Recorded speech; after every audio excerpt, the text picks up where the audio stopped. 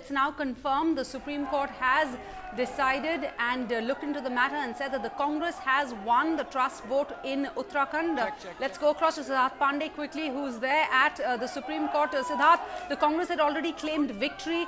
The BJP was not contesting this. No really big surprises expected from the Supreme Court. Everything has gone according to plan. But what does this mean? What is the political significance of this going forward? There will be implications.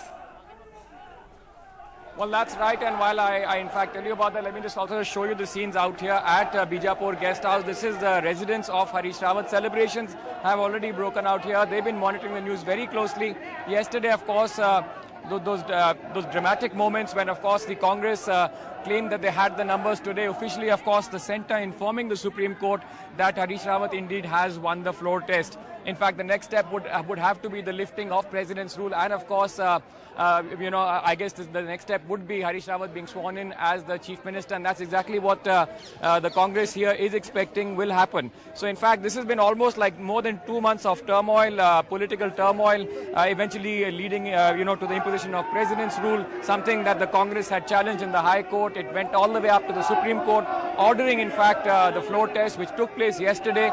33 MLAs, in fact, voted for Harish Rawat. What sources telling us today, in fact, the Attorney General informing the Supreme Court, which had actually ordered this floor test and supervised it with an observer, that in fact Harish Rawat has very much indeed won that floor test.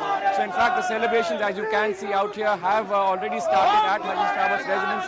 In a short while from now, we are actually expecting that he will also address the media.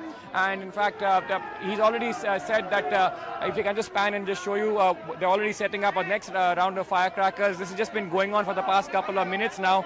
And in fact, Harish Rawat yesterday telling us that there's a lot of work that remains to be done. Do remember that elections are due in Uttarakhand in less than, in about 6 months' time. So they have around 6 months. Any government will have around 6 months before elections will have to be held. So clearly the Congress is treating this as a big victory, also preparing perhaps for the upcoming polls. But as you can see just behind me right now, scenes of celebrations out here at the Bijapur Guest House, where in fact Harish Rawat has been staying.